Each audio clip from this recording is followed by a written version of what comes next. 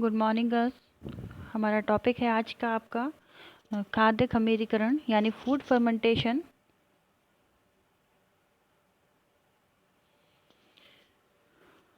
तो फर्मेंटेशन होता क्या है इसके बारे में हम पता करेंगे आज। तो चलिए स्टार्ट करते हैं।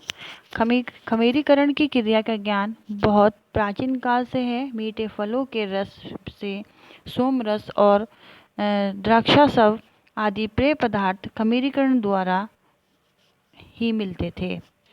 मतलब गस जो खमीरीकरण है, खमीरीकरण का मतलब क्या होता है? फर्मेंटेशन। किसी भी चीज़ को जो है उसमें ईस्ट डालकर उसको थोड़े टाइम के लिए उसमें बैक्टीरिया उत्पन्न करना।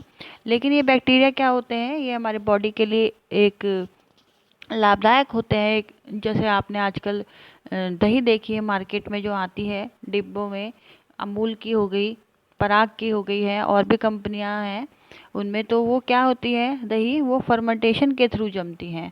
उसमें अलग से ईस्ट डाला जाता है जिससे कि वो जल्दी से ख़राब भी नहीं होती है। उनकी जो शेल लाइफ होती है 3 to 4 डेज़ की होती है। तो खमीरीकरण की क्रिया का ज्ञान बहुत ही प्राचीन काल समय से है। मीठे फलों से पहले सोमरस आता है, अब भी आता है, मार्केट में अवेलेबल है, वो तैयार किया जाता है। द्राक्षारस तैयार किया जाता है और ये पेय पदार्थ होते हैं। इससे क्या होता है, खमीरीकरण द्वारा ही ये मिलते हैं।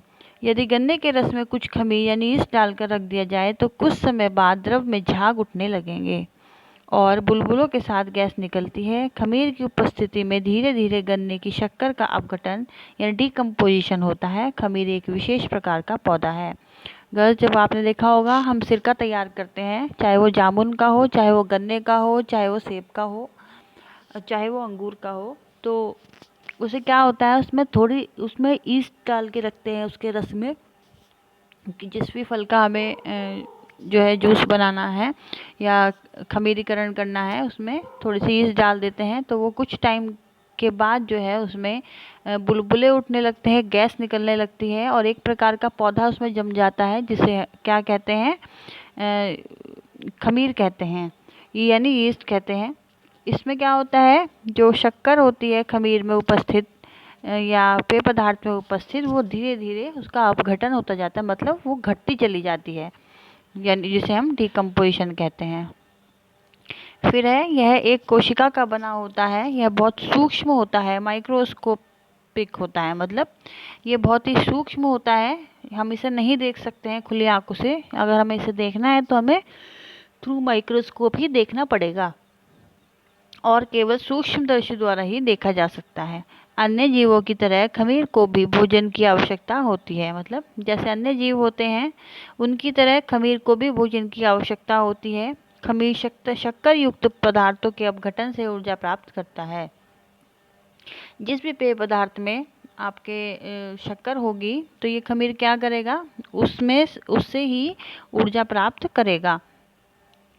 खमीर एक किण्वन यानी फर्मेंट है और इसके द्वारा संपादित शर्करा युक्त पदार्थों के अपघटन की क्रिया किण्वन फर्मेंटेशन कहलाती है। खमीर क्या है, एक फर्मेंटेशन है और इसके द्वारा जो भी क्रिया होती है शक्कर युक्त पदार्थों में, तो वो जो उसमें जो शक्कर है वो क्योंकि घटने लगती है, डिकम्पोजिशन होता है इसमें, तो उस क्रिया को क्या कहते हैं, किण्वन यानी फर्मेंटेशन कहते हैं। इस प्रकार दूध तथा गीले आटे का खट्टा होना, वनस्पति तथा जीव पदार्थों का सड़ना, गन्ने के रस से सिरका बनाना आदि किण्वन क्रिया का ही उदाहरण होता है। फिर है आपका अणुजीवों द्वारा संपादित कार्बनिक यौगिकों के धीरे धीरे अपघटन होने की क्रिया को किण्वन कहते हैं और अणुजीवों को किण्व यानी फर्मेंट्स कहा जाता है। जो आपके अणुजीव होते हैं उनके द्वारा जो कार्बनिक यौगिक की जो क्रिया होती है और यानी धीरे धीरे जो शक्कर का अपघटन होता है उसमें, उस क्रिया को हम क्या कहते हैं, किण्वन यानी फर्मेंट कहते हैं। और जो अणु को किण्वन, जो अणु होते हैं, अणुजीव होते हैं, बैक्टीरिया उत्पन्न होते हैं, वो क्या होते हैं उसमें फर्मेंट्स कहलाते हैं। तो इसमें इंग्लिश में भी बताया गया है, slow decomposition of complex organic molecule into simpler constituents in the presence of micro organism ferments is known as fermentation. इन क्रियाओं में साधारणतः कार्बन डाइऑक्साइड यानी CO, मीथेन, CH आदि गैस निकलती हैं और ऊष्मा उत्पादन होता है। जब ये क्रिया होती है तो कौन कौन सी गैस निकलती हैं इसमें? कार्बन डाइऑक्साइड, आपकी मीथेन गैसें आदि इसमें से निकलती हैं और ऊष्मा का उत्पादन, मतलब उसमें से एक गर्म तरीके की जो गैस है वो निकलने लगती हैं। फिर है आपका फ्रांस के प्रसिद्ध वैज्ञानिक लुईस पाश्चर के अनुसार शर्करा का किण्वन खमीर कोशिकाओं की जीवन सक्रियता के कारण होता है। जो आपका शर्करा का जो किण्वन होता है, मतलब शर्करा का जो फर्मेंटेशन होता है या डिकम्पोजिशन होता है, वो किस कारण होता है? जो भी खमीर की कोशिकाएं हैं उनकी जो लाइफ है वो एक्टिव हो जाती है उस दौरान, और वो अपना भोजन उस शर्करा से जो भी जूस में प्रेजेंट है वो उससे अपना भोजन प्राप्त करना शुरू कर देती हैं, जिससे ये क्रिया एक्टिव होती है और जो जीव हैं, इस सेल है, उनकी लाइफ भी एक्टिव हो जाती है।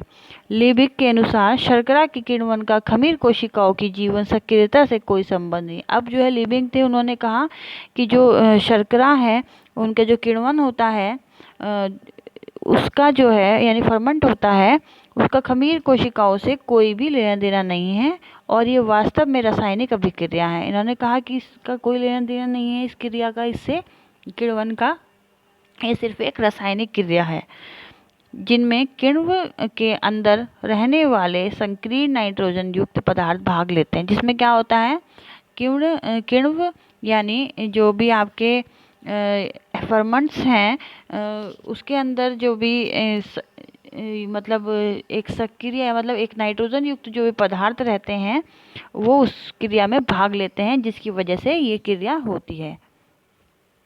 फिर क्या हुआ, बाद में सन 1897 में बुकनर एक वैज्ञानिक थे, इन्होंने इस मतभेद को समाप्त किया।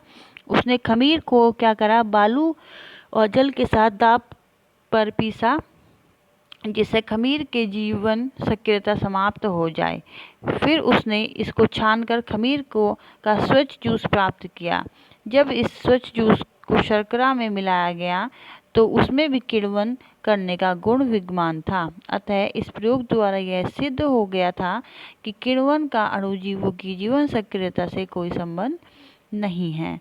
मतलब जो आपकी सेकंड वाली डेफिनेशन थी लुईस पाश्चर के बाद जिसने दी थी वो थी आपकी जो ये वैज्ञानिक थे लिबिक, जो उनकी जो डेफिनेशन थी वो कुछ हद तक सही हुई। बाद में क्या हुआ, बुकनर ने इस मतभेद को समाप्त करने के लिए उसने जो खमीर है, बालू है, उसने क्या काम करा, उसने खमीर को, जो भी खमीर उसने निकाला था, करा था, जो भी प्रोसेसिंग की थी फर्मेंटेशन की, तो उसने उसे बालू एक रेत होता है एक तरीके का, उसके साथ उसने और जल के साथ मिलाकर दाब देकर उस पे उसको पीसा या फिर उसको दबाया, वो प्रोसेस किया।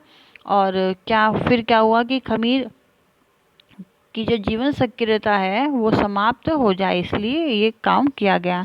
फिर उसने इसको छानकर खमीर का स्वच्छ जूस प्राप्त किया। फिर क्या किया, उसने इसको छान लिया और जो भी उसने बालू का, जल का और फर्मेंटेशन का जो भी मिक्सचर था उसको छाना।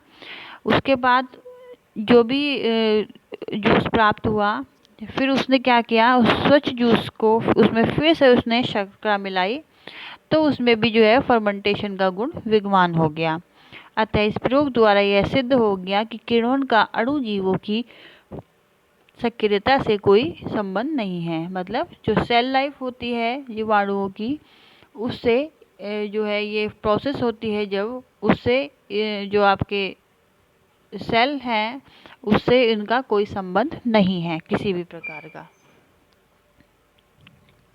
खमीरीकरण की क्रिया को प्रभावित करने वाले कारक यानी फैक्टर्स कौन कौन से हैं? खमीरीकरण की क्रिया सफलतापूर्वक होने के लिए आवश्यक है कि यीस्ट में दायक अणुओं एवं एंजाइमों की वृद्धि तेजी से हो खमीरीकरण की क्रिया में कुछ आपके कारकों पर निर्भर करती है, जो कि निम्नलिखित है। जो खमीरीकरण की क्रिया है वो सफलतापूर्वक मतलब अच्छे से पूर्ण होने के लिए क्या है, यीस्ट लाभदायक अणुजीवों एवं एंजाइमों की वृद्धि तेजी से हो।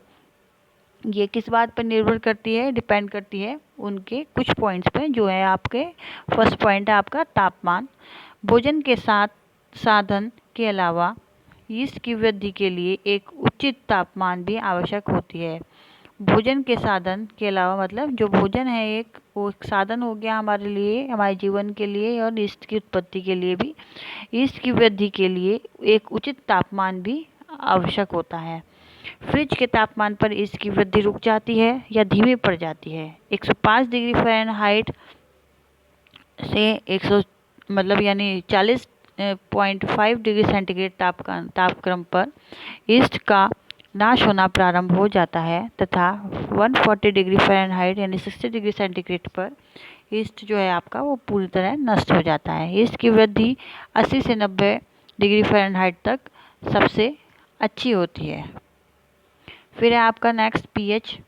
खमीरीकरण के लिए सर्वाधिक उपयुक्त पीएच 4 से 6 के बीच है। यद्यपि खमीरीकरण की क्रिया जो पीएच है आपका 2.7 से 7.4 के बीच ही रहती है।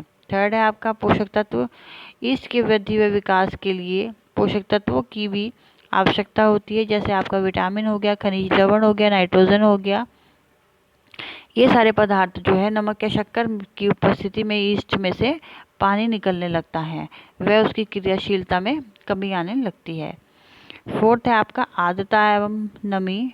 अच्छी खमीरीकरण प्रक्रिया के लिए नमी की भी आवश्यकता होती है। तो बस ये थे आपके कुछ पॉइंट्स, 4 पॉइंट्स। ये बहुत ही इजी लैंग्वेज में मैंने बनाए हैं, तो आई होप आपको समझ में आ गया होगा। समझाने की कोई ऐसी ज़रूरत नहीं है, लेकिन अगर नहीं समझ में आया है तो जूम मीटिंग में आप मेरे से पूछ सकते हैं। Okay girls, take care, bye.